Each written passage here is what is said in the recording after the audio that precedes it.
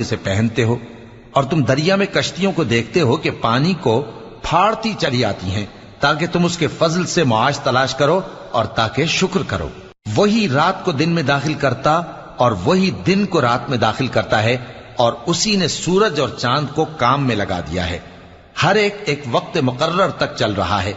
یہی اللہ تمہارا پروردگار ہے،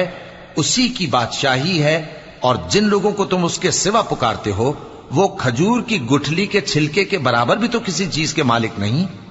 اگر تم ان جھوٹے معبودوں کو پکارو تو وہ تمہاری پکار نہ سنیں، اور اگر سن بھی لیں تو تمہاری بات کو قبول نہ کر سکیں،